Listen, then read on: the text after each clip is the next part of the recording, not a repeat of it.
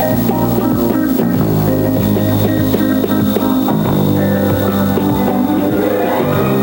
to the 3 o'clock $1 million movie, Houston's greatest movie showcase. This afternoon, a big game hunter searches for a rare breed of wildcat in the Malayan jungle. Robert Mitchum and Elsa Martinelli star in Rampage.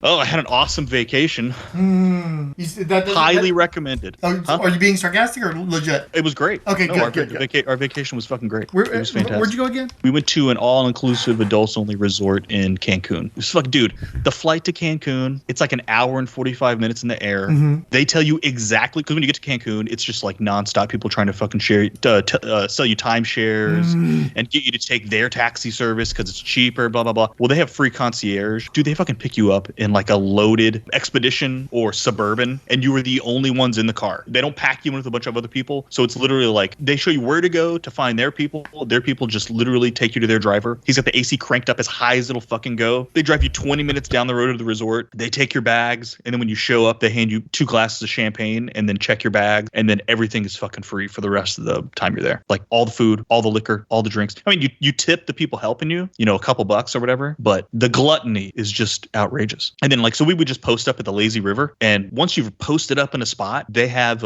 waiters that will work that area and take drink orders. Dude, as soon as you start feeding them a couple bucks, those dudes are there every 15 minutes, dropping a drink off and taking another drink order. You make another lap of the river, and as soon as you get back, your new drinks are there, and they're picking up your old drinks. Like, it's just, and you tell them how much alcohol you want in it. If you're saying they're not strong enough, they'll just tell the bartender, and they'll make them stronger for you. Or the hack we were reading afterwards, after fact, we found this Facebook group people that go to this particular resort, and they were like, just take a water bottle, fill it up with the liquor, because they have this like a full bottle of vodka, full bottle of tequila, there's full bottles in there, and everything, even in the mini bar, is included. So they're like, just crack the top on the mini bar, fill up a water bottle with it, and take a sip of your drink, and if it's not enough, pour some vodka in it. It's like, oh, okay, that's the easier way to do it. We probably should have done that. Or you just order straight liquor, and they just go get you straight liquor on ice or whatever and bring it to you. Like, it's ridiculous. And everyone is so insanely friendly and nice, as that you just stuff your face. You can literally go, they have like 7 restaurants. You can go to one restaurant and order an appetizer and then get an entree and try it. And if you don't like it, you just go to the next restaurant and get whatever you want there. And if you're still hungry, you just go to the next restaurant and walk in and order an appetizer and dessert. Like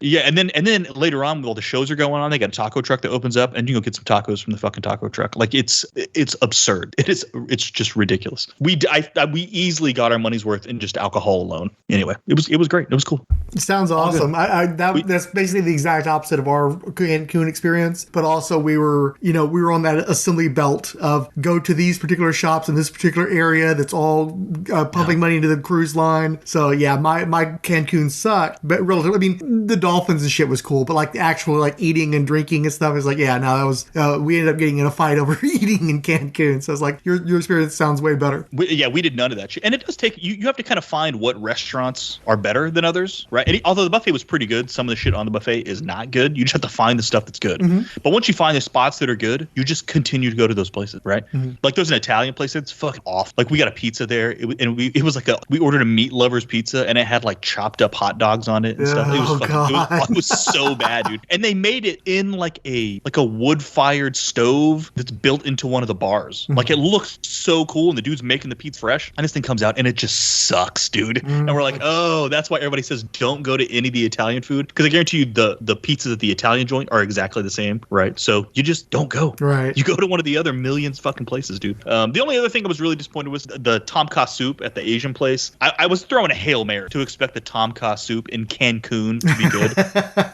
And it was not great. But then I just didn't eat it. Like a beef udon noodle thing. It was fucking amazing. Mm-hmm. Their shrimp fried rice was amazing. I got the nigiri and some sushi. It was top notch, all really, really good. And then you find out the whole other half of their Asian restaurant, there's a hibachi. and you have to place a reservation for the hibachi. So you can technically go to that restaurant twice and get 2 totally different menus. It was, I mean, like we could easily go again and probably eat almost nothing we had before. Oh, dude, and they have a French restaurant. The French onion soup was incredible. Like, I'm not even a huge French onion soup guy, and it was absolutely amazing. We were sat our last night. They weren't open that night. Otherwise, we were going to go in and just get the soup and then go somewhere else for dinner. But no, we had a great time. It was awesome. Glad to hear it. Really glad to hear that. And we just did nothing. Yeah. They were like, oh, do you have any? Are you going to go, dive at the cenotes or what? And we're like, no, we don't want to do any of that shit. This is the adult cruise. We're cruising adults, cruising for booze, cruising for relaxation. No, there's no cruise. We're at a resort. We're going nowhere. Right. We're walk from our room to the pool, and then we may go to the beach for a little bit and not even get in the water, just lay out, and then go back to the lazy river and just go around circles like it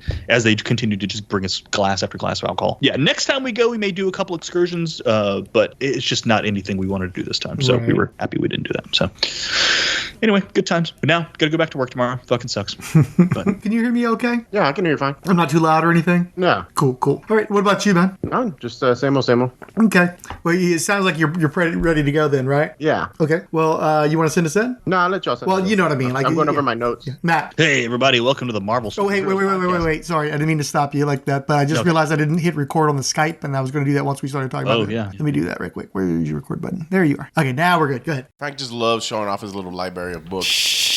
I love having a library. I love having all those bookshelves full of cool-ass books. I still can't believe you put the fucking floppies up and down though like that. Yeah, I don't like boxes. I got so tired of boxes, man. It just looks so weird. Have you seen that? But I'm telling you, that was my childhood dream. When I was a kid, and my uncle that gave me all those Jim Starlin comic books, the Warlocks and Strange Tales and shit, we went to a buddy's of his house. He's probably scoring some pot or something while we were there. But all along the guy's walls, he had these shelves, and it was LPs and comic books, and I think they were in bags and boards. I don't remember for sure though, because bags and boards. This is 80s, late 70s, so I'm not sure how much we were still figuring out what bags and boards were going to be, Yeah. So, but I think that were in bags and they were shelved, and so I finally have the dream that guy was living in the 70s. And plus, I fucking hate comic book boxes. I think. But how do you know what's what? It's alphabetized. Now I need to put some dividers up, and I still have them sorted out by companies and shit. And it's a little hard to figure out. Okay, well, this is on this shelf, and that kind of shit. I'm still working out the finer points of it, but I still love it way more than I hated the fucking houses. The boxes never fit right in those fucking houses, and I'd have them stack up against the wall. They look fucking hideous. They get dirty so quickly. It's fucking brown, white cardboard, so any marks on them is immediately apparent. I did buy some of those illustrated comic boxes and those are pretty, but they're shorter. They fuck you because they make it a smaller box, so you get less comic books in them, and then they're still having to be stackable because you have to put them in the houses, and so they're getting rubbed raw by the houses, and they don't fit right in the houses. Fucking hate boxes, man. And part of it goes back to just my retailer days. All those fucking boxes all the time, having to lift them up and throw them across rooms and all that bullshit. Just sick to fucking death of that stuff. I know a guy who's really big into graded books. So, dude, he had slabs and slabs. God, could you imagine that life? What a fucking horror show that would be. To move a box, it was heavy as shit. I'm sure. And he's like, and all you hear is clack, clack, clack, clack, clack, clack, clack, clack, clack, clack. And I'm like, what are you? He's like, I'm trying to find that one issue to show. And I'm just like, it just seems so cumbersome and just. Well, and what are you looking for it for? Because you can't ever read the goddamn thing. Oh, no, they're sealed up. Like, they're sealed up tight. He had some good shit, like real old stuff that's in those I guess the locked ones that you can't open. Okay, yeah. But I don't know.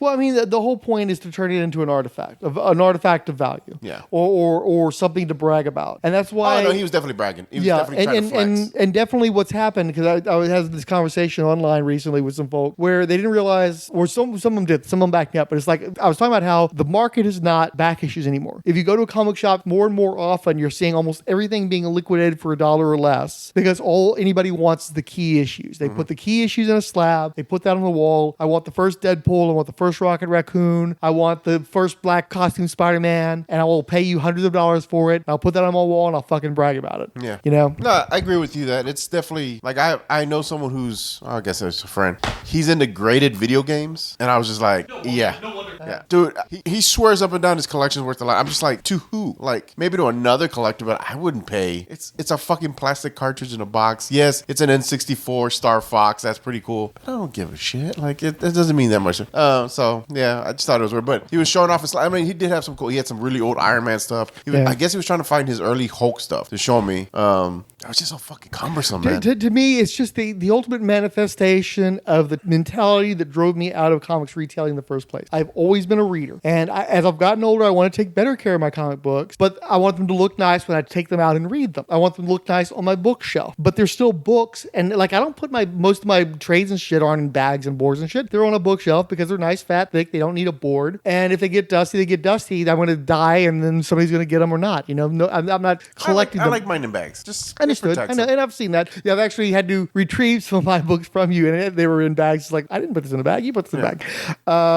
So I wanted them to look as nice as possible. I don't want a bunch of fucking water damaged books and shit, you know. But you know, they're still books. Mm-hmm. But these are guys where they were the guys who would be knocking on my fucking door Wednesday morning. Sometimes they're trying to get in the shop before the goddamn UPS truck has shown up. Dude, I was there with you. And they want me to pull out all the copies so they can examine each fucking copy. I know who you're talking about. And find the exact most perfect. I know you know who I'm talking about. I was there with Ponytail Boy. Yeah. No, the tall, skinny fuck who bought 3 copies of everything. He had a ponytail, didn't he? No. He didn't have a ponytail? Yeah, okay. He didn't have a ponytail. Okay. I couldn't stand that fucking dude, man. He just got on my fucking nerve. Yeah. I remember because I went to Chick-fil-A and got us breakfast. And we're sitting there eating breakfast. And he was at the door before the shop even opened. Mm-hmm. And I was just there. I think I was off. Like, I was going to school.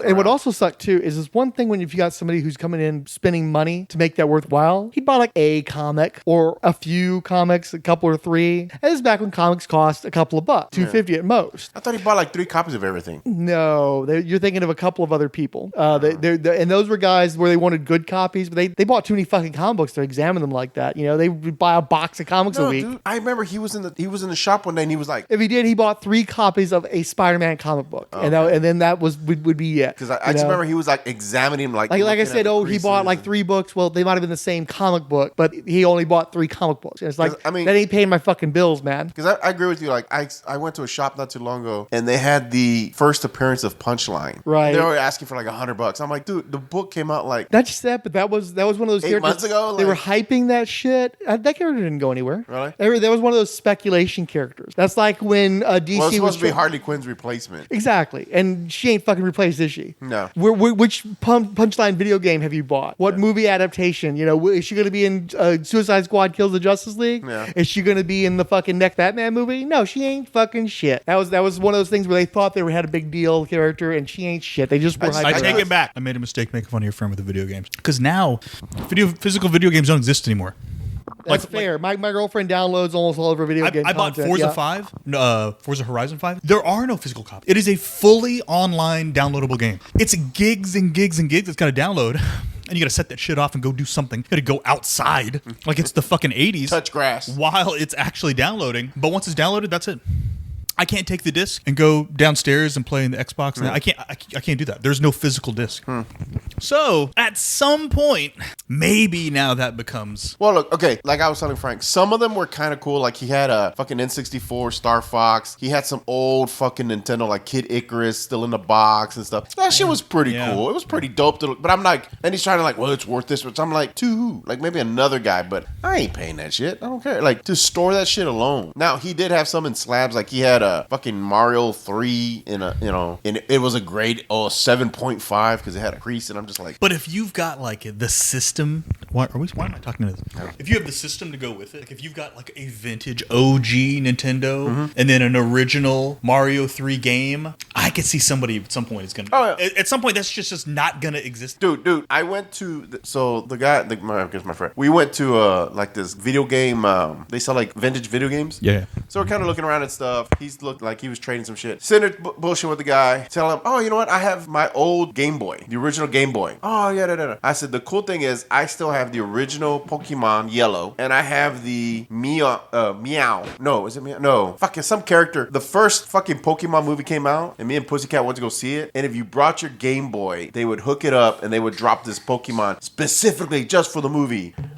into your Game Boy. And that was the only way you could get it. You actually had to go there, show your ticket, go to the little table, give them your fucking Game Boy. They would turn it on, plug it, then they would like, okay. I'm sure it was Game Boy or Game Boy Advance. No, I don't know if that would be the original, the tan and black Game Boy that had Pokemon. Actually, mine was gray, but yes. You know what I mean? I mean the color of the screen. It was green and fucking black. It was green and black, right? Yeah. So I remember, I'm telling that to the guy, and he's like, "Well, how much you want for it?" And I'm like, "Well, I mean, it's just sitting in my drawer. I actually put the batteries in it just to make sure it still works." He was like salivating, like, "I really like to buy that." Well, you know how like the plastic would turn color? They used to be that light, like a Nintendo was that light, no, and they would like turn brown. So usually that's because of light exposure. So but they've got actually solutions. Mine is yellowish. Yeah, they've got solutions now that will like take that out and stuff. Oh yeah, you can actually remove it after. Yeah. I think it's basically like bleaching out the UV damage to get it back. So mine, I've watched some shitty sucked into some ASMR. Yeah, it happens that way sometimes. They're scrubbing out all the hair. Well, in the little you know, vents some of those are fake, though, right? Yeah, that's true. Some of them are. Yeah, when you fall asleep with the YouTube going, you get some weird shit coming up. Oh, but most of the faked ones are like it looks like shit, but they made it look like shit. Yeah. An original Nintendo that still exists in 2023 looks like shit. They didn't take a pristine Nintendo and fuck it up on purpose to clean it. They did not do that. That's sort of shit like, I found this Tonka truck and I'm gonna restore it. And all they did was they just like sanded the paint off of it, left it outside a couple days, let it rust, and they just take the rust off. Yeah. That's, I think some like. Well, there was one I saw where they like put peroxide or something on it, so it'll like create artificial rust on it, so they can kind of scrub it off, but it doesn't really damage whatever the metal part is. Oh, I don't know. This is crazy. There's a Salvation Army. I went to go donate a bunch of clothes, right? Just go drop off. You pull off to the side, they take it off your truck. So I pull in. So I'm like, I'm gonna walk around. Fucking had original Nintendos and Segas, like in bundles for like $15. I wanted one, but I already knew my wife would be like, "Why do we need?" Wait, one? this was recently? Yeah. Like, what are we in? April, February. So apparently, people in that rich area, that's where they donate. And so the guy's like, we get Nintendos all the time. It's not a big deal. I'm like, really? Let's go next time we're there. I want to go look at some. So I was kind of like, I kind of wish I'd picked it up. It'd have been kind of just neat to, but I don't know where I'm gonna fucking put it. I'm starting to think like that too. Yeah. Anyway. You're watching 13's 3 o'clock $1 million movie.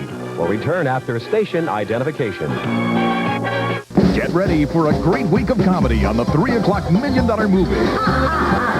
And it all begins January 15th when Gary Coleman is nabbed by the most colorful gang of kidnappers ever to botch a crime. Hold on to your horses. There's only one man that can save Jimmy the Kid. You cops have no respect for decent women. Then wheel on over to a wacky wedding in Isle Take, Sweden. Next, James Coburn and the boys give new meaning to the word war party. All secure, sir. Good. Then that bungling detective is back.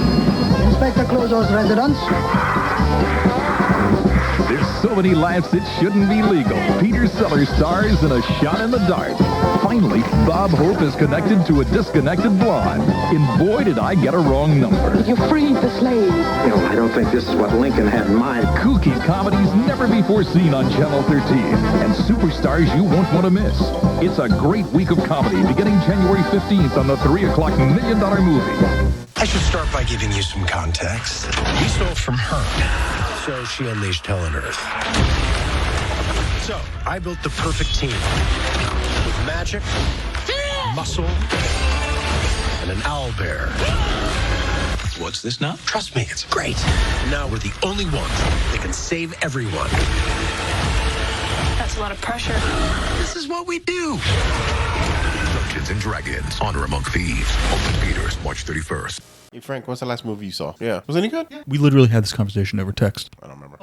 Yeah, because we're supposed to... What I found most shocking was it had a huge Sam Raimi influence. Oh, really? Yeah, and I'm not talking about like the crazy camera angle stuff? Yeah, it's not Multiverse of Madness. I'm talking about like Drag Me to Hell, Evil Dead kind of shit. So like the cameras... A lot of moving around. Okay. And yeah, it's very cool. And also some surprising... You gotta remember, I do like Army of Darkness, so I like that kooky... Oh, well, I love him as a director when he was doing the more dynamic stuff. And I think he came back to that more with Doctor Strange, but he's mentioned in the past is like, look, I'm not riding around a camera mounted on a 2x4 anymore. I can't direct in that way anymore. I've got a budget. I'm going to use it. But yeah, I really enjoyed those techniques he would use, and I think that they were evident in that movie. But also there were some moments of horror. I don't think that they quite work because they try to do a few jump scares and things, and it's like we were just chuckling a moment ago. You have not built up the tension to pull off a jump scare. But there is some imagery that's rather horrific horrific in the movie. The villain is fairly intense, and it's like I think that that was obviously Raimi as well. I mean, I'm not going to say they ever go deadite, but they do some cackling evil horrors type stuff in the midst of that. Yeah, because I kind of want to go see John Wick 4, and I want to see Mario, but the thing is too is like there's a sequence where they're having to dig up graves, and they do like the shovels view as it's going into the ground and shit. So it's like, you're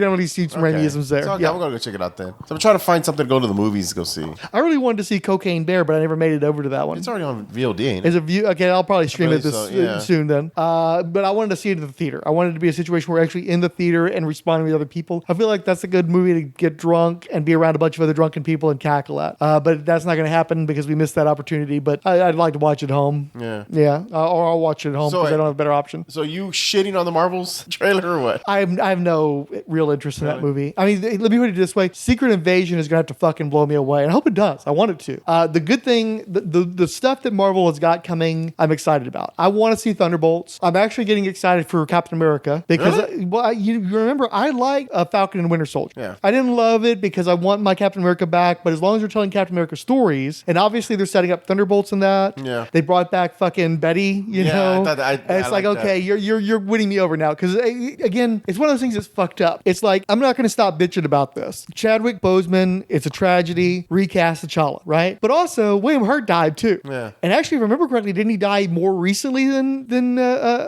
Chadwick Boseman? Yeah. Yeah. And they just replaced the shit out of him immediately. We've had 3 Thunderbolts now. Well, technically, Sam Elliott doesn't count. I count him because I still think the Ang Lee movie is part of the continuity. I count him. I think it's part of the continuity, but most people do not. And actually, I think out of the 3, he was the best. Agreed. Oh, without a doubt. But we haven't seen Harrison Ford. I don't think he's going to be as good. Well, I kind of want to see a Red Hulk Harrison Ford. Sure. But do you think he's going to grow the mustache? Oh, he has to, dude. That's like... One would hope, but I haven't seen him. You have to, dude. You have to have I haven't seen him with the mustache around, though. I haven't seen any mustache pics of him. We'll see. I am kind of interested for the Thunderbolts. Yeah. I kind of want to see the Marvels. It looks fun and dumb. It looks like one of those... Like I said, I couldn't get through Miss Marvel. I didn't like WandaVision. I like the Photon actress well enough, but I'm not going to a movie for Photon, you know? So, and obviously they're going to do the goofy shit because they show you the trailer Miss Marvel doing the goofy, Lucky Nick Fury. No, that's not my jam. It's not that I won't see it ever, but I'm not running to the fucking movie theater unless they're kind of a spoiler. So unless the Fury in the Marvels is a scroll, then I kind of know that Fury's going to come out of that okay. But I'm very interested in seeing Secret Invasion, and we'll see what happens after that. What about Guardians 3? I'm all over that shit. I'm going to see that shit. I'm scared it's going to be just... It might. Well, you got to understand. Very scared. I'm 100% convinced the Warlock's going to fucking suck on that. And that's one of my favorite fucking Marvel characters of all time. One of my favorite comic book characters of all time. I'm confident that's going to fucking suck. But the rest of it looks great. And the Space Hog, they had the Space Hog, so I'm on the hook. And also the fact they're doing the Rocket Raccoon origin. Yeah. You know, I bought those comics when I was a kid. It looks like it's going to be really well told. I'm there. I'm 100% there. You know, I love it or hate it, I'm going to show up. Oh yeah, we definitely have to go to that one. Like the cosmic stuff, with the exception of Captain Marvel, and the more paramilitary, you know, Cap, Shield adjacent shit. It's the rest of the stuff I don't give a rat's ass about. Can we continue this podcast? Okay. Wednesday afternoon at 3, meet the con artist who has more schemes than a hound has fleas. You mean the music professor? Music professor. And I'm here to organize the River City Boys band. He goes around selling band instruments by guaranteeing to teach the kids to play. A man's a by-God spellbinder. Are you a big liar? Yes. Can you lead a band? Robert Preston is the Music Man. Wednesday, 3 o'clock, $1 Million Movie, here on 13. Are you watching, what else are you watching right now? I'm actually watching the Night Court reboot. Okay. It's not great, but it's serviceable. I have enough nostalgia for that to keep up with it. We got most of the way through that 90s show. Again, that's cute nostalgia, not great, not something I'd recommend. I've been meaning to try to start watching Poker Face because I think I've still got free Peacock, like ad-supported Peacock, which I think they got rid of that recently, but I think I might be grandfathered in. So probably the next thing we'll try to watch is Poker Face. But nothing I'm like, oh, you got to watch this, you know. not in a little while has there been anything where I really thought like I'm watching something that other people need to be watching. Last of Us is pretty good so far. Yeah, we like that too. Yeah, we haven't watched one from this last Sunday yet. So we're about to come up to where we have to double up again. But yeah, that's been good. It's been bold. I've respected the choices they've made on that show that I would not have seen coming. I think that they recognize that Walking Dead kind of killed a lot of the momentum of the zombie shit. So they're like, okay, we're gonna have to do some different stuff. It's like, you are. Good job. I don't know where the fuck you're going with this. Good job. Yeah, I was a little more excited about it when I thought it was just gonna be one season, and now they're like, they've already greenlit a second season. I'm like, shit. But here's the thing, though. Here's the thing. My understanding from people who played the games was that if you're adapting the two games, it's 2 seasons. So, and that's not a surprise based on what they've been saying. It'd be the 3rd season you have to worry about. But the expectation seemed to have been among the gamers, at least, that they were always going to go for about 2 seasons. Okay, fair enough. Also, it's a monster hit, so I'm sure that HBO would like to squeeze a 3rd season, and that's when it's going to get worrisome. Yeah. Although again, seemingly when they've gone off book, they've done it smartly, and people really like that. So if you've got people who aren't DB Weiss doing it, then maybe it'll work out. Yeah, we'll see. But really, I don't think we're watching rewatching Walking Dead like on her phone. I'm like, I don't need to do that. So I'm like, you just do that. Like eventually, but then I'll catch an episode, and they're like, the governor's there or whatever, or Shane was still in the show. I'm like, oh fuck, this show was actually pretty good for a while, wasn't it? Damn. But then I know you're about to run into some bullshit, so you can. Well, it's just the entire second season. It's like I can never rewatch second season, man. That's them hanging out on the farm for half the season. Fuck that. Yeah. Shit. And the other problem is because I was reading the comic, as they were going along, I'd already had the basic story from the comics, and then I'm watching the adaptation. So I've already done 2 passes on that material. So I don't foresee a 3rd pass. I'm not worried about it. I'm not worried about rereading the books. I'm not worried about, because, and again, part of it is because I didn't think it ended particularly well, and it went on for too long, too much bad material. I just lost my taste for it after a while. They should have ended it a lot sooner than they did. Yeah, totally. Which I don't know. It's over now, right, or no? The comic? Oh yeah. No. The TV show. It is. I think it is finally over with, because they had the thing where they dragged out the last season into like 2 halves and shit. So there might still be like a half season left on it. Maybe. I think maybe. Yeah. I'm not sure if it's over quite yet. Anyway, they're spinning it out into you've got the Daryl TV miniseries. You've got the Negan and Glenn's wife Maggie series. That's going to be a season, and then they're going to do like a wrap up where they bring back Rick and Michonne. So it's working its way toward an end. But even if the core show is over, you've got these like spin-offs that are going to culminate into the proper ending anyway. So it's not really over yet. Oh yeah, here's a list of Walking Dead spin-offs: Walking Dead Torn Apart, Walking Dead World Beyond, Walking Dead Dead City, Fear the Walking Dead, which I might know, Tales of the Walking Dead, and The Walking Dead Red Machete. The fuck is all this shit? Well, and some of that I don't think is going to come to pass. The World Beyond, I believe, is over now. I believe that wrapped up. Yeah, because they ended that with the revelation of like the super zombies, like the zombies from Zombieland 2, whatever. And then only one miniseries, one's probably the other miniseries. They did that one series where it was like an anthology. I don't know if that was one of the ones you mentioned. But the appetite is, it's just not where it was. And there's only, my understanding, the way that they're talking is that basic cable's dying anyway. And even the streamers are like, figuring out their money because they're realizing they pumped all this money into this shit that then they're not getting the money back. So AMC is probably not going to exist, in 5 years. So there's only going to be so much Walking Dead that they're going to be willing to pay for. Most everything else they paid for, they're canceling. They got some stuff on AMC Plus, and I think they're supposed to be merging with somebody anyway. I don't remember who they're merging with, but there's only so much more link to play out on that. Just financially, they won't be able to continue to make it anymore after a while. Yep, sounds about right. There's definitely some sort of streaming network reckoning coming in the next 5-6 years for sure.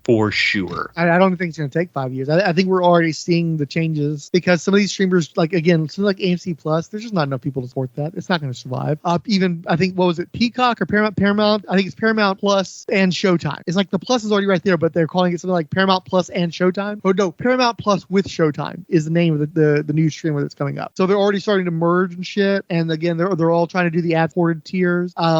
But the problem is there's a lack of ad dollars apparently right now as well, because people are kind of waiting to see where it's going to be most effective. So, and there's layoffs aplenty. Almost everybody's laying people off at this point. So I don't know. I think we're already watching the now.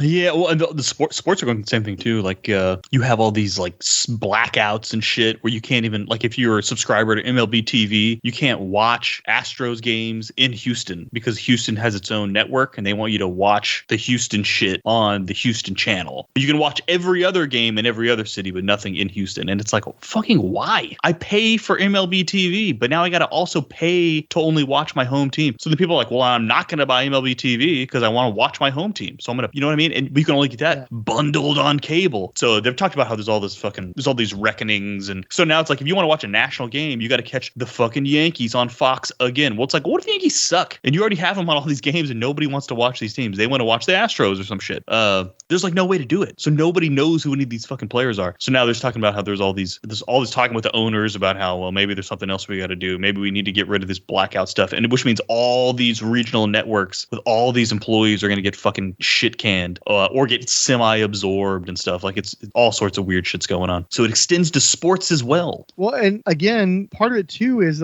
there's a generation that doesn't really watch this shit anymore. They're wanting to watch TikTok and YouTube videos and shit. They're not even concerned about games or concerned about anything that's on the television, or very limited amount of things that they are concerned about. So it's like, it's not just how you get the audience, but whether you even have an audience you get for a lot of this material anymore. Well, no, that's another point too, is that they were talking about how, this is one of the lowest rated World Series ever between the Astros and the Phillies. But then like, it was also, I think it was like the number of people who watched it online, which is different from the actual ratings, was by far the highest it's ever been ever. So people who streamed it was enormous, but all people focused on were the ratings were down. And it's just like, it's because people are transitioning. They're watching the shit on their phones. You know what I mean? Or they're watching it on a fucking tablet and they're streaming it on a streaming service on YouTube TV or something like that. But none of that stuff gets captured with the Nielsen numbers. And it's like, people are off. It's these weird like joining of these legacy metrics versus new metrics, and nobody has a fucking clue what they're doing. So it's dumb. All these people are fucking idiots.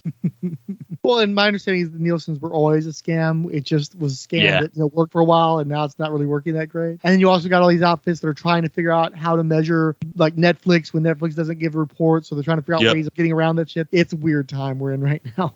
Yeah, and you hear, they talk about how like people who even do Netflix shit, they don't even tell them how popular it was. Yeah, they'll be like, "Hey, no, it did well," and they're like, "What does that mean?" And they're like, "It did well. Take our word for it." And it's like, "Oh, okay. Well, that's weird." And so you don't even have like the traditional ways to measure it or anything. Like it's really fucking bizarre. Even for the people that did it, they don't even know how well it technically did. One of the metrics that I've heard bandied about is that you need to have 100 million viewing hours within the first like week or the first month, and that's if you dip below that, then your show gets canceled and they don't renew you. And very rarely, if you don't reach that particular number, do you get that second season or third season or what have you. And I want to say like some pretty significant shows. I think like maybe even like Sandman might have only got like 95, but there was like some kind of incentive for them to go ahead and do another season shit. So but a lot of the shows, they just, you're not making enough money, you're not getting enough eyeballs, you're gone. So they've got weird ass internet metrics that don't necessarily make sense and aren't necessarily beneficial to them. Because that's one of the things they're talking about too, is there's a lot of types of shows that just aren't ever going to do that. Like sitcoms, but sitcoms also don't cost a lot of money, but you're applying the hour-long drama metrics to the half-hour sitcom. And,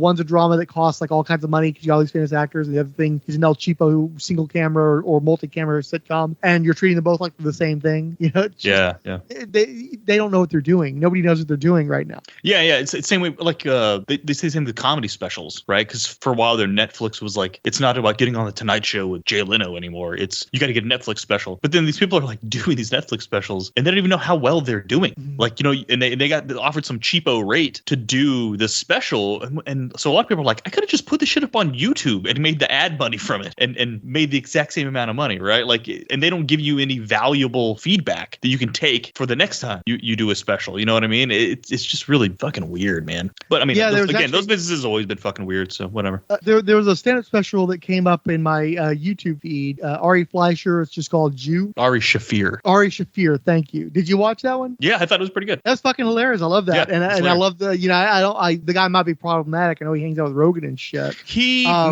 got canceled. He's a comedian who has made his name by saying the most outlandish shit ever. He's like an old school internet troll. Right. So whenever something happens in the media that everybody's sad about, he will definitely say something insensitive, until he made a joke about Kobe and his daughter dying in the helicopter like the day it happened. And when that happened, this dude got fucking beyond canceled. So this special was actually going to come out like when Kobe died, but basically everyone dropped it. Like nobody, like, we're not putting your fucking special out on our thing. So he never shot it, but apparently he just continued to work the material this whole time. And then finally he decided he got, enough sauce to put it up on YouTube and just see how much money he could make off YouTube. So, but you could tell, because I thought it was really good. It looked great, and I thought it was hilarious and insightful, and I really, really enjoyed it. But also, I was like, but I don't know if I can even tell anybody about this because I don't want to get canceled, because he got canceled for a thing I didn't even know he did. But yeah, I thought that was a great special, and I've seen a few other specials that they promoted on YouTube, but that was easily the best that I've seen. And if that's a way that you can make money, then okay, power to them. It's funny because I haven't watched a lot of the Netflix specials, and most ones I have watched haven't been particularly good. And I found that one so much better, and especially they were talking all that shit about that Kiwi lesbian chick, and we got Hannah Gadsby. We got maybe like 10 minutes of that shit. We just got fucking bored, man. I don't know why that chick was getting so much hype, but that shit was not funny. So you said you saw it on Netflix? I want to no the Hannah Gadsby one was on Netflix. I want the Ari Schaefer one was on YouTube. And again, they've got the. I thought you would say you found it on Netflix. I was shit, did he end up getting it picked up because it did so well on YouTube? Right. No. The whole point is that you got YouTube hyping up their comedy specials, and most of the comedy specials I've seen on YouTube haven't really been that good. And then my fucking algorithm just pops up that Ari Schaefer guy, and that shit was fucking excellent. Shaffir. It's Ari Shaffir. Yeah. He's a fucking wild dude. And I've heard him on tons of different podcasts, but I never actually really seen his stand-up. But when this one came out, it was like literally like, dude, everyone has canceled this guy. Yeah. He's got nowhere else to go. And I'd heard some complimentary things about special, so I'm like, fuck, I'm putting this shit on. And I'm with you. I thought it was fucking hilarious. I thought it was fantastic. Joe List, who's an actor / comedian, has a couple sets up, or a couple of specials up on YouTube that are both fucking hilarious too. But yeah, man, stand-up comedy is kind of a weird spot right now too. Nobody knows where the fuck. It's like Comedy Central's dead as fucking dead. Yeah. So it's all like, I got to do skits on YouTube or on Instagram, and I mean even Saturday Night Live is fucking dead. Because you can't say anything controversial or they kick you off of Saturday Night Live. So it's like, well, the fucking people are fucking lames. So it's people doing. But yeah, I don't want to be the old man shouting at clouds. SNL used to be so much better. I haven't enjoyed SNL for a long time, but I do still watch all the clips on the internet. I don't see that they really changed that much, and I think that sometimes they are trying to push the boundaries, particularly Che and Jost on the Weekend Update. They go out of their way to be controversial, just to, broadcast TV controversial mind. But I don't really see that they've changed anything about what they would normally do on Saturday Night Live. It's about the same middling shit that it's been for decades. What I'm saying though is it's not like that's where you needed to go. Oh sure, yeah. Like as far as like Star Maker and shit, right? Yeah. There's like no desire to be on the cast, and then you hear the stories about the writers' room on Saturday Night Live, and you have to be able to get the show turned around in like 3 or 4 days. You got the crazy host who doesn't want to memorize his lines or participate in any of the skits.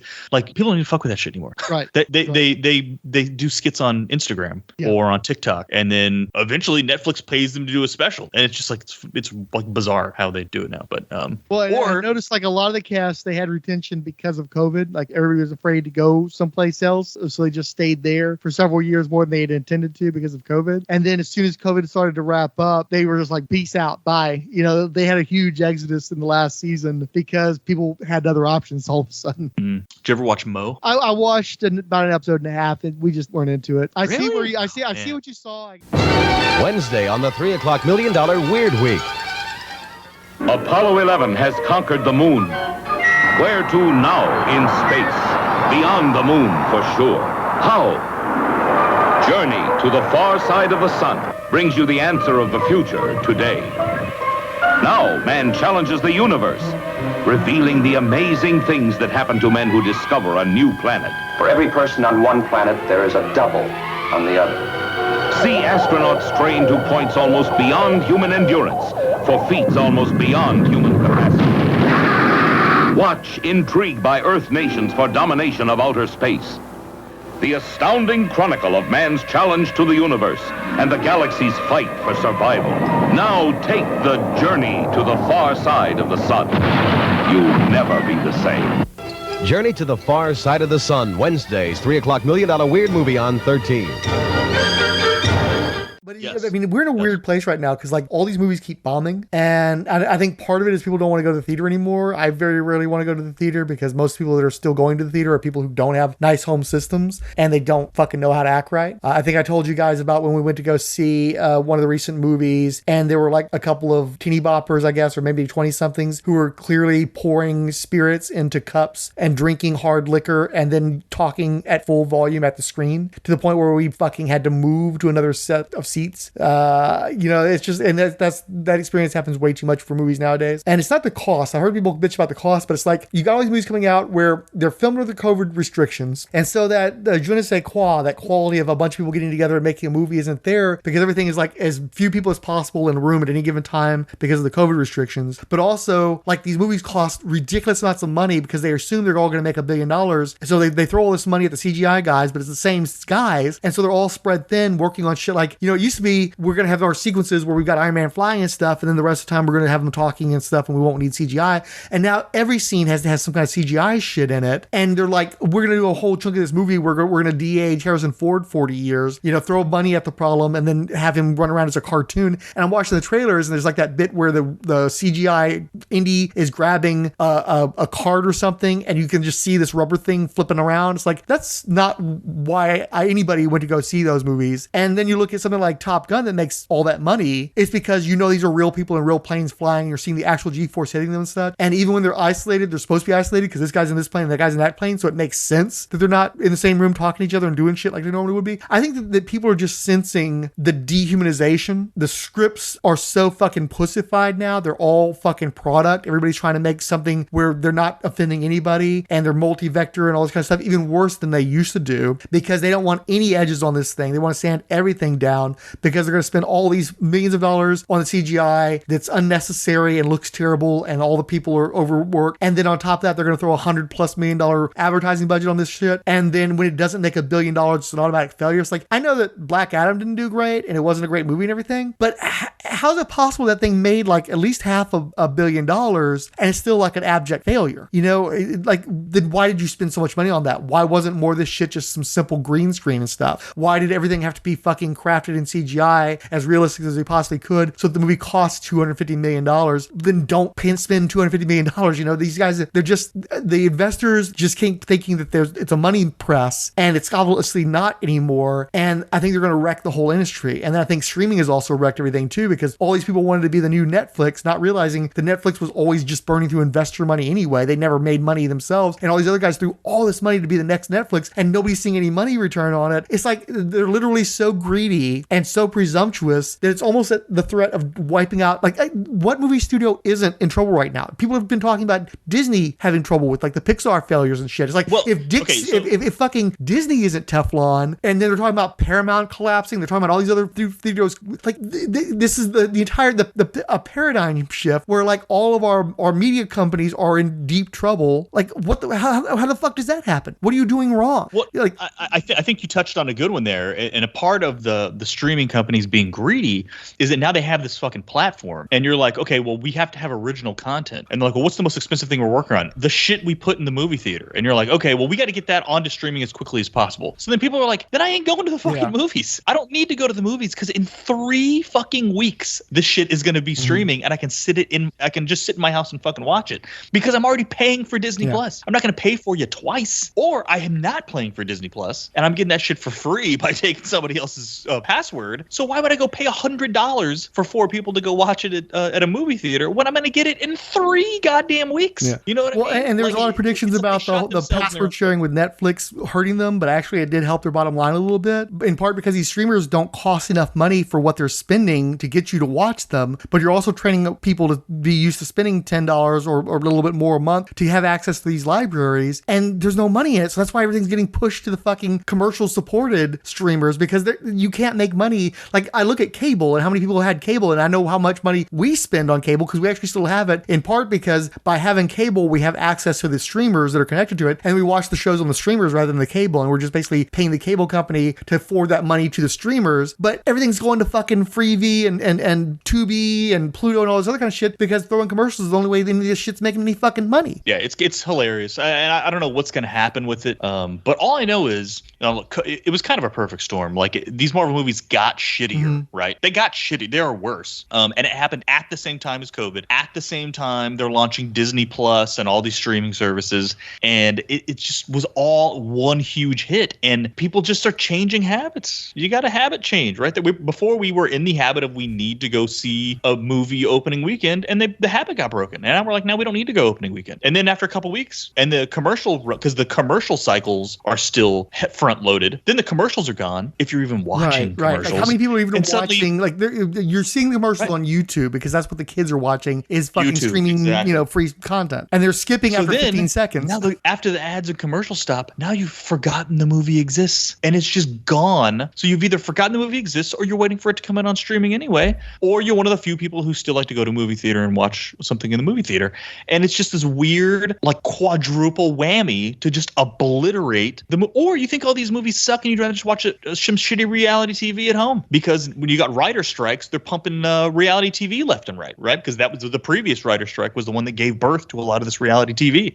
And now people are like, I'd rather watch reality TV than any of this stuff to begin with. So they've just been paring down this audience until COVID hit, and then it was like a quadruple whammy when COVID hit. And it's just and so it's just hilarious that it still costs, and it costs more than ever to create these things, and they're going to make less than ever. Which is another whammy on top of it, right? I mean, it's just, and then you got politics involved, where people are not like, Disney has a political stance, so I can't go see your movies because of a political reason, and it's a whole other whammy that hit. It's crazy, the disruption that's occurring right now. That's a good point too. Is like all these people who were talking about the failure of Elemental and how none of the Pixar movies are done that great since they stopped being Disney Plus exclusives that they never should have been in the first place.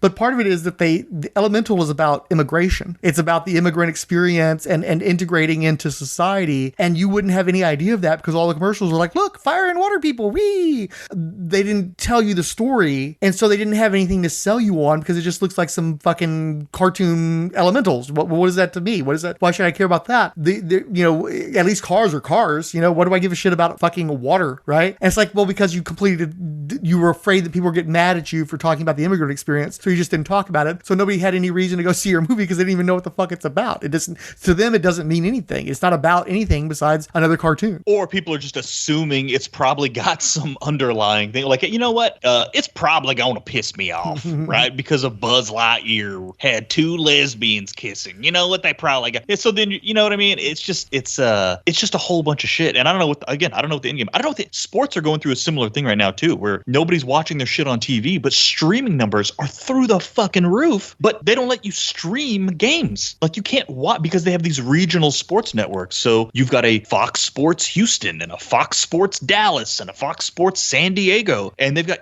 they have contracts where they have to air the games, so you can't just watch it online. But everybody's like, we just want to watch this shit online. That's why the World Series last year, they were talking about how like it was a ratings failure, but then they also say it was also the most like streamed World Series of all time. And it's like, okay, well, what happens when you add those two things together? It ends up being like insanely good ratings, right? Because you can actually watch those games online and not have them be blocked. Whereas I'm here in Houston, I can't watch Astros games on TV or on my phone. They're blocked because I'm in Houston, and they want to force me to sign up for Comcast to watch this regional sports network. So now they're in this whole but they're locked into these contracts, and they don't know what to do. None of these guys, they're all a bunch of fucking old white-haired white guys or women, and they don't have any clue. They don't know what are people fucking watching? How are they wanting to consume this stuff? And they don't know how to do it.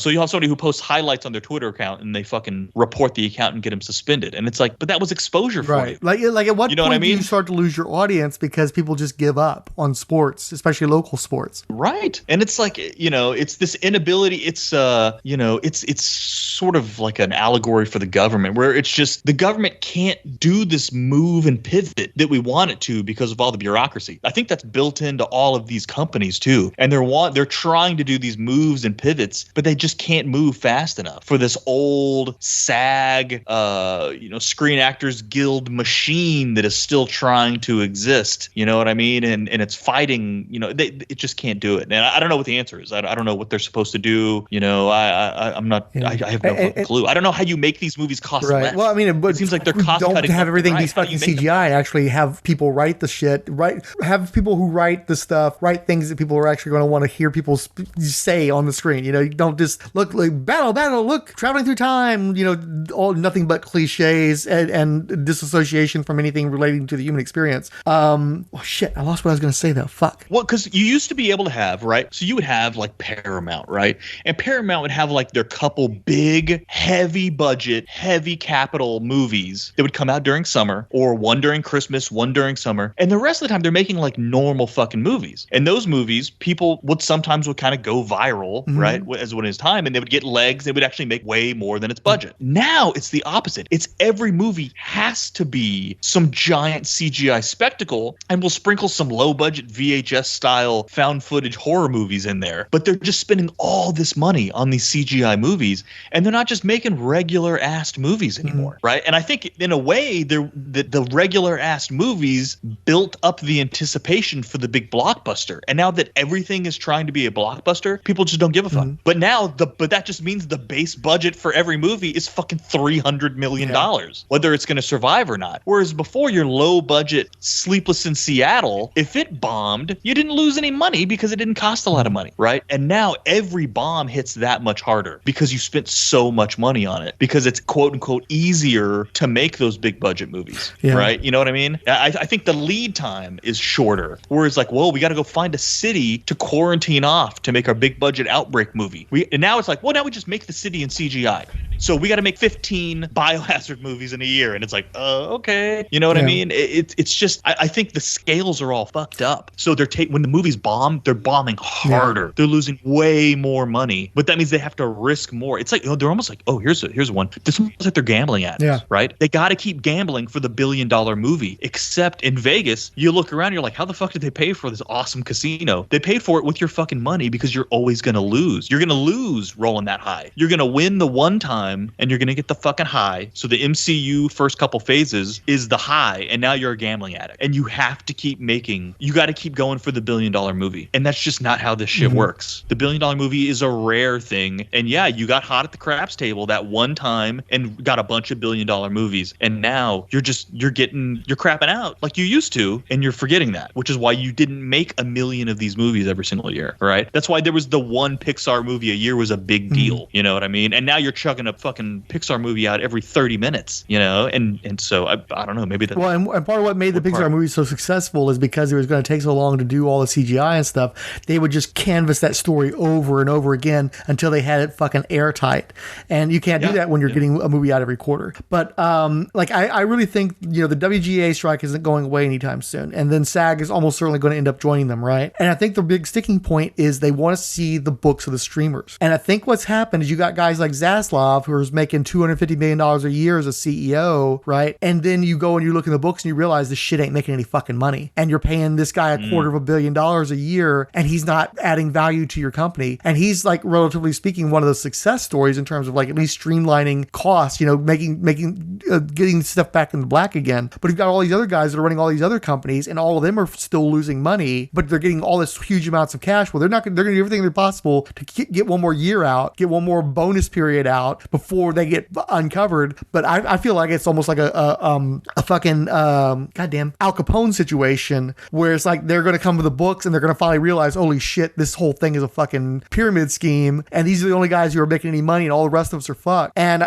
like you look at companies like Disney, Warner Brothers Discovery, where despite all the stuff that he's done, the fucking share price is still in the fucking toilet, and everybody just keeps waiting for the worm to turn on all these other streaming and media conglomerates and stuff. And I think it's because somewhere in their hearts they know too, this shit isn't making us any money, and everybody's just watching shit on fucking YouTube and stuff, and like nobody wants to face the reality of what the fuck are we going to do now? Like, I'm playing with all this funny money, and there's not new money coming in.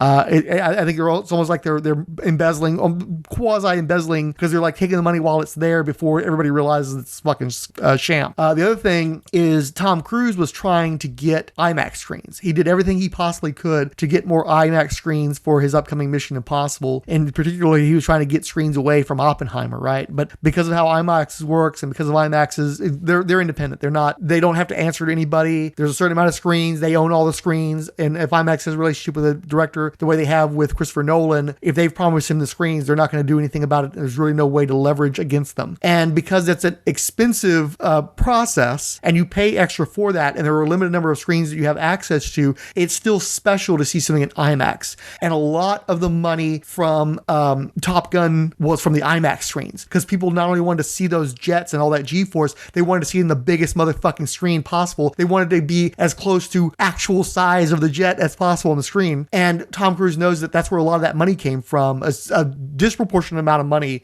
for specifically Top Gun. So he knows that when this Mission Impossible comes out, it's going to hurt him and it's going to hurt that movie, because they're not going to be able to make that money off the IMAX screens. And I think that you're at a point now, they've tried to do the 4D thing. I don't think that's really working, but IMAX and just the sheer bigness, to have something so fucking big that nobody can rival that experience in home, that's going to be more important, because there's no other way that they're competing with your home experience. They just can't.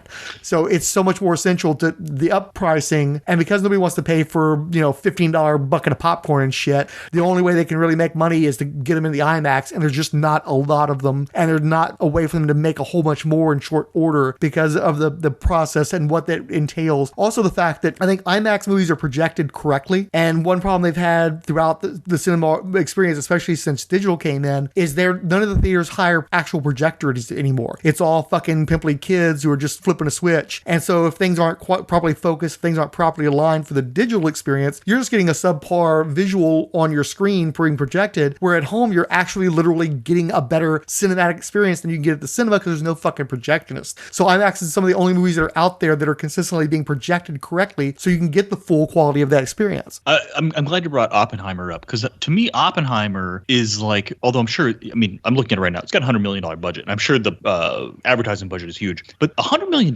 is not a lot nowadays. So if Oppenheimer does really, really well, so now you had Top Gun Maverick that didn't have a gigantic budget and did really, really well. And then Oppenheimer, if it can do really, really well, as much as I don't like Kevin Nolan, not Kevin Nolan, Christopher Nolan. I love Kevin Nolan. As much as I don't like Christopher Nolan, these are the kind of movies that are old school movies, right? Like, this is old school. It's goddamn near a documentary, right? It's got a few big time stars. It's got a big director, but it's telling you like of a historical event. Okay, Thanos isn't going to come out and fight Oppenheimer to, over the splitting an atom, right? It's just not going to happen. You're going to probably have one giant special effect in the whole movie, maybe a couple. The rest of it's going to be like a Schindler's List, or you know what I'm saying? That kind of a movie. These movies need to do well again to get the heroin needle of superhero movies out of these companies' fucking arms, and Fast and the Furious movies. Okay, which my understanding is Fast X underperformed as well. Good. They need to bomb. Oppenheimer has to do well. That's what can fix this shit and get it back to normal. So honestly, fuck it. I'm gonna go see Oppenheimer in fuck theater now, just because of what I just said. And honestly, I've not watched a lot of IMAX movies, so that I'd be interested in seeing this in IMAX while it has the screens. But I'm not a Christopher Nolan fan at all. Like I'll defend Snyder more than I'll defend Nolan, because I just find his stuff rather tedious, especially all the fucking mumble mouth shit. If I can't hear the words that were written into the screenplay, then I'm not gonna have a great interest in your movie. But I was watching the trailer of it the last time I went to the movie theater, and the most recent trailer was really good and really grabbed me by my man stuff, where it's like, this is grown people shit. They're talking about shit that changed the motherfucking world, and there was just such tension and like, imagine being in that position. Imagine being Oppenheimer. You're racing against the Nazis to make sure that they don't get the fucking nuke. You get the nuke, and then you realize, holy shit, I got the nuke. There are nukes now. Oh fuck. I'm really curious about that movie. And the reason why I saw that trailer and saw it in the theater was because the last movie I saw was Asteroid City, a Wes Anderson movie, which is also made for grown motherfucking people. And we wanted to see that movie with other grown-ups and a grown-up environment, and we thoroughly enjoyed that experience. And it was the best opening weekend Wes Anderson's ever had. These movies don't cost a lot of money. It only made like, I think, $9 million or so, but because it doesn't cost a ton of fucking money, you're in the black almost immediately. And again, if it's his biggest opening ever, that means all those other movies that profited, it just blows them out of the water, right? And it's a significant gain gain and almost no loss risk, like you said, make me some more grown-up people movies then. Make me a movie that I'm not going to have to worry about the kids with the fucking booze talking to the screen off to the right of me, because they're not going to see Astro City and they're not going to see fucking Oppenheimer. So great, I'm going to be in a place with grown people watching grown shit. That's what I want to see anyway. Give me that, you know. And you know what? Here's what I want to see. I want to see them say, go see Oppenheimer in IMAX. Go see Top Gun Maverick in IMAX. And do you want to know why? Because it's not going to be streaming until 2024. Period. It's going to Blu-ray first, and then it's not going on Netflix or fucking Hulu. You ain't seeing it until 2024. Go see fucking Oppenheimer, and we're going to put it on the biggest screen you've ever seen in your life, and the sound is going to rattle your teeth out.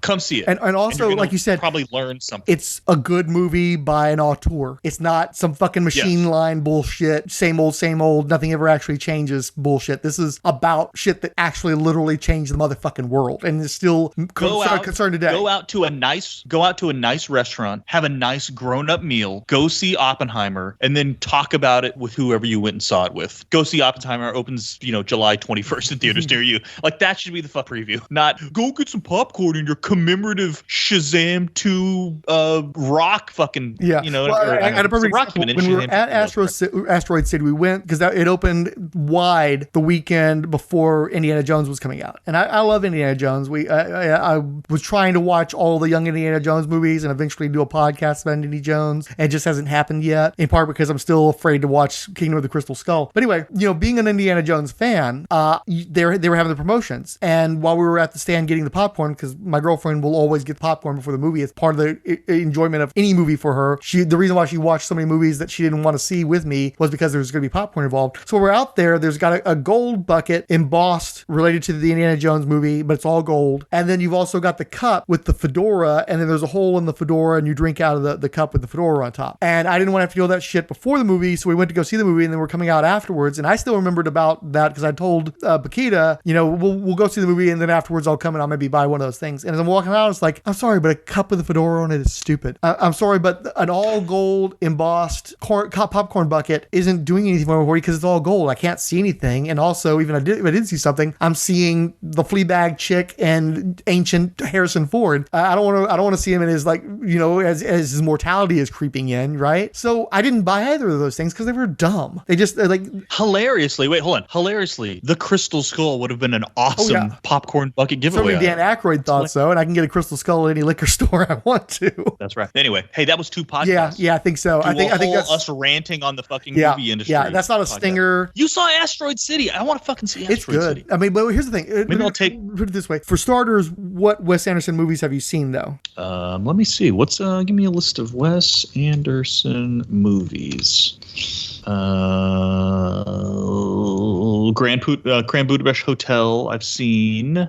Fucking internet is so stupid. You're like, what I'm asking? Just show me the fucking list. God damn it. By the way, I think I was on my phone and I was having to search our podcast and I saw that AI generated description when I was trying to find the link on Google, and it's like, oh my God, why are you still doing this? Don't you know? Haven't you figured out already this is bad? But they're still doing it. It's inaccurate descriptions. Like, thankfully I don't ever read that shit anymore, but I'm really learning, training myself. Just don't read it because it's stupid. Just look for the link, click on the link, and then you're at the thing you want to see. Don't read the ridiculous description. Okay, probably I've seen Rushmore, The Royal Tenenbaums, and what did I say? Grand Budapest Hotel. I was somebody who I saw those movies before Paquita, and of course that's like her favorite filmmaker essentially. And I found it to be too twee. I found it just to be a little too precious. I wasn't really into it, but because she watched them often enough, I got some of that stuff from osmosis, and I saw a number of them in the actual theater. And in particularly, Grand Budapest Hotel, I thought is just magnificent. I love that movie. That was so awesome. Such a great flick. And so it helped. But we saw Fantastic Mr. Fox theatrically as well, and that's also an excellent movie. And again, stop motion. How often do you get the chance to even see that kind of movie anymore? And so it made me reevaluate Anderson and appreciate him more. I definitely enjoyed Asteroid City. I agree with a lot of people who said that it's among his best movies, but it's also like the most stereotypically comically Wes Anderson movie of any of them, I would say. And it's like, there's all these people that got so their panties in a bunch over the CGI. What if Wes Anderson did Star Wars? What if Wes Anderson did it, right? And it's like, you can defend him as like, he has deeper themes. He's not just his aesthetic. But watching the movie is like, wow, this is deep into self-parody at this point. It's like, this is exactly the shit that they do in those CGI movies. And these people need to calm down about calling out his very stylistic choices. It's just like talking shit about like 80s and 90s Martin Scorsese, where somebody is invariably going to fucking lose their shit and commit a gross act of violence. He did that. There's a reason why they were making fun of that and saying, oh, it's a Marty Scorsese film, that's going to happen. He stopped doing that with shit like The Aviator, and that's when everybody stopped seeing Marty Scorsese movies, because we all wanted to see Joe Pesci lose his shit and start killing somebody, right? Pistol whip, we want to see Ray Liotta pistol whip somebody, that's what we went for. That's part of the package until he's doing his, fancy pants movies now that he tries to do with Leo and stuff. That's part of what's bringing you in, is the awareness that you're going to get the style and the aesthetic, and he just leans super hard into it. And I was joking with Paquita about, well, he did that same thing in Royal Tenenbaums, he did that same thing in this movie. It's kind of like Darjeeling Limited in this one, and it's an extremely Wes Anderson movie, like excessively so almost, but it's still very entertaining. And in particular, there's one thing that he does that you could kind of hand wave a little bit, but he actually allows himself to go to a place that he really hasn't gone in any of the other movies. And Paquita was laughing almost hysterically for like 2 minutes straight over this particular turn in the movie, and she absolutely adored it. So I see sense that he's willing to go different places and do a little bit of different stuff than what he's already done, but it's also a whole lot of the exact stuff that he's already done. But it still works. It works great. Like we were both a little concerned about, we didn't want Tom Hanks joining the crew because he has a tendency to use the same actors over and over again, and we're there for Tom Hanks, right? But in the role that he's in, the performance he gave is like, well, no, he completely fits into this particular scenario. He's the exact right person to play this type of character. Good job. Kudos, Right. But yeah, if I can get past the Tom Hanks of it, then that's pretty good. Yeah, that's like a weird endorsement. Yeah, I want to go see that in Oppenheimer. We'll see if it actually happens, but I don't know. Well, the thing is too, the one thing, Asteroid City, and I had this complaint, I don't know if I was on social media or just text or what, but it's like Asteroid City is like almost entirely appropriate for kids, except for one brief second of full frontal nudity from Scarlett Johansson, presumably, unless it's a body double. Fucking pardon? Because they're like, because they keep like hinting at something's going to happen, and then you actually see the towel drop, and like, oh shit, that's her bush. I did not expect to see her bush in the fucking Wes Anderson movie. And again, it may be a body double, but regardless, like, this movie could have been for kids except for this. I mean, there might be some F-bombs or something in there, but it's like, this was fairly appropriate, except that, no kid would want to actually sit through a Wes Anderson movie, but it was colorful and they had some cool stuff in there. I could see it being okay for kids. Bush! Okay, cool. Well, I'm not displeased. That I'm actually, my wife, huge fan of Scarlett Johansson. I actually might get her in the movie theater for that shit. So we'll give it a shot. So I remember with Pussycat, her crossover freebie was always Alyssa Milano. So is ScarJo her, like, if I ever wanted to experiment, that's the one I'm going to experiment with? She forgot that yeah, probably. She would just have the performance of ScarJo, regardless of her movies showing up. All of the above. She's down. Oh man. I do not want to go to sleep 4 o'clock. I was up till 4 last night. After you left, I just started fucking with the receiver, and then I was searching online for different ways to run the same set of speakers through 2 different receivers without blowing everything up. And I'm just like, you know what? I think I went downstairs, got in bed, and then got up and came back up in the garage and started fucking around with shit. I can't sleep when she's not, because she was like, hey, time to go to sleep. And then I'll be like, okay, I guess you're right. Yeah, I just don't go to sleep. I'm with you on this. For some reason, I've had this sort of mania over the weekend where I just won't go to sleep properly. And so like all this weekend, it's been like 5 o'clock in the morning before I'm finally like looking at going to sleep. And like I like, especially Friday, I laid down at 5 and my brain was still going to like 5:30. I don't know what the fuck it is. Maybe it's something in the air or some shit, but yeah, I'm right there with you. I just could not go to sleep properly. Yeah. And I was fine today too. I was never like dragging. Well, I had to take a nap today. Fine. The rest of the weekend I was fine, but today I was like, no, I'm taking a nap. I'm tired. I had like a brief moment. So we went to the that Weston Katy antique mall place because I was going to see if they had any record deals. So I just walked around, told the kids they could buy some Pokemon cards. So they were like, okay, cool. We could sit here and just stand here while you're looking at records, because we know at the very end I have to say too, I've known people that were into records, and they're all people that I'm friendly with, I like, or was friendly with at one time, and just like, time and distance like towards that. And it always drove me nuts because I'd find these little caches of records like, oh, so-and-so might be into that. my relationship with this person is not such that I'm going to send them a text to ask if they want me to pick up the fucking thrift store record and nail it to them in the fucking northeast country part of the country and shit. So it's like, at least if I come across something like that, I could be like, hey, you interested in this? I finally got somebody where if I stumble upon a cool record, I could be like, you want a record?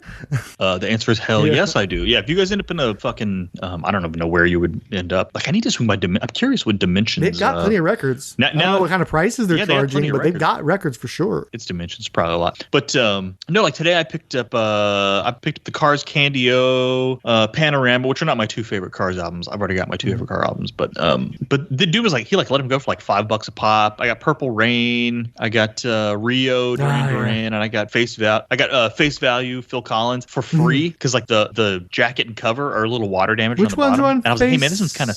I don't remember that one. In the Air Tonight. Oh, okay. Well, that's all you need to have. So, yeah.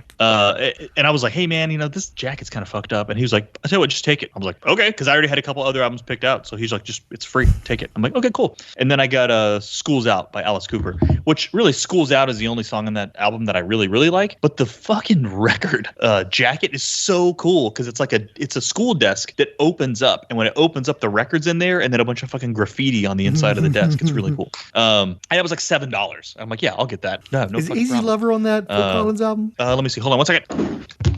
It is In the Air Tonight. This Must Be Love. Behind the Lines.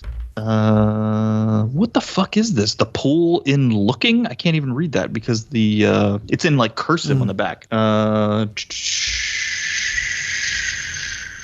I missed again. Which one did you say? I was saying Easy Lover. And so, wait, what is he here on this one then? No. Is this the follow-up to Susudio? 81. 81, okay. Yeah, I guess that makes sense because the one I'm thinking of, I think, because I remember I became aware of Phil Collins around 83, and he had a string of hits in that time period. And then, of course, Susudio comes along.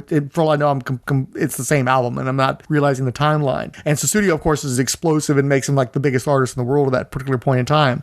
But like In the Air Tonight was one of those songs that almost like came back. Like I don't even know if they did a music video for it in 81. I don't think so. I think the music video is probably from the mid 80s, and like he came back to it and it became like this big hit again because he became so huge that they were going into the catalog. You know what I mean? So I was just trying to remember like the timeline on stuff. But yeah, 81 would have definitely been too early for me to be aware of him, and it would have been too late for him to have the hits that I associate with him from the 83, 84 period. It's so weird that you go, I became aware of Phil Collins in 1983. What a fucking bizarre sentence. Well, I mean, these people didn't mean anything. So like some of these, like, again, I've talked about how a lot of the stuff I listened to was oldies and country music and stuff. So there was a partition there where I can tell you when somebody who became really famous would cross my path. So it's like a weird thing.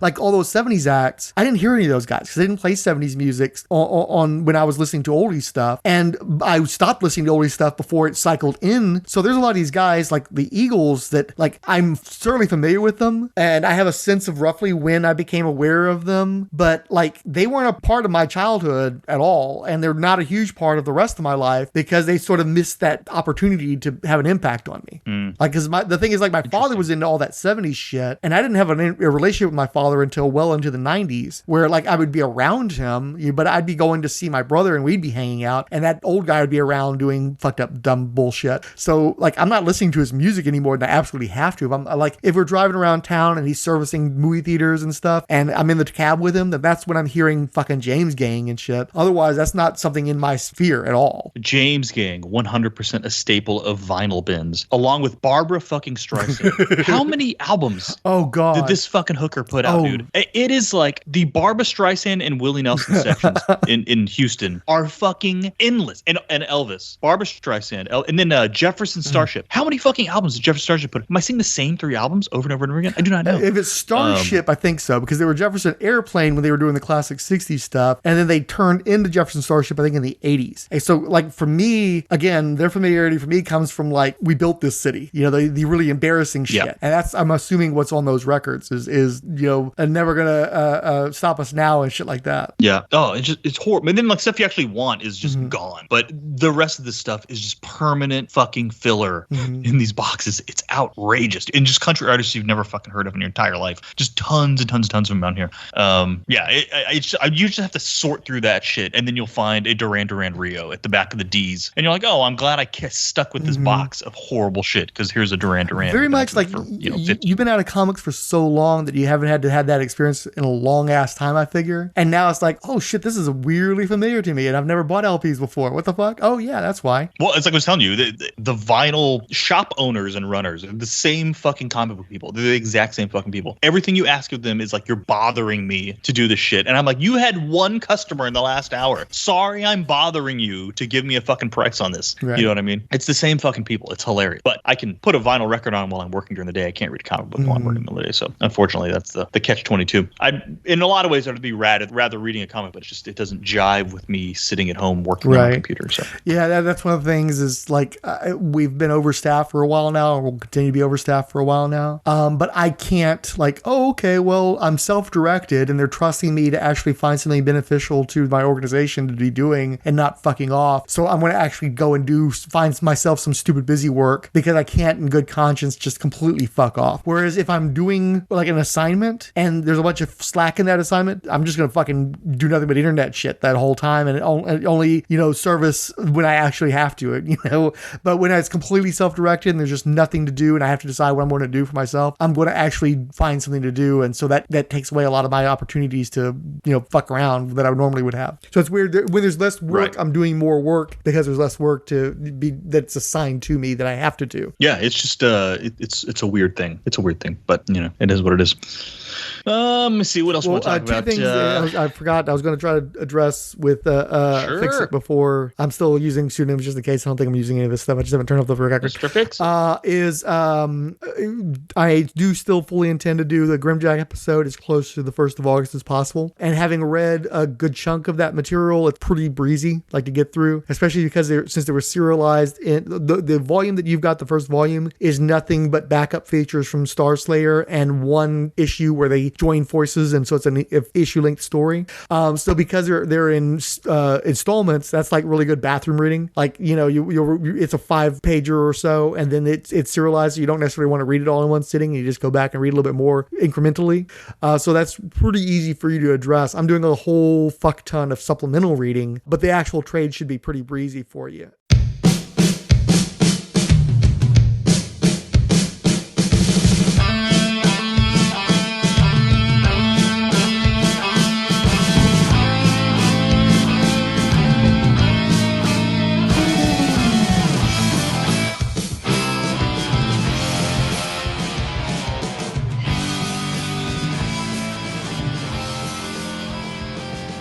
Between the Pages blog, Billy Hines, who added stream of consciousness from the never shy Diablo Frank Canoes, who wrote, thanks Rolled Spy. I know this is going to be a great episode, especially with Frank's opinions being the main focus. Chris Dunford, Chris Lydon, Dear Watchers, a Comics Omniverse podcast.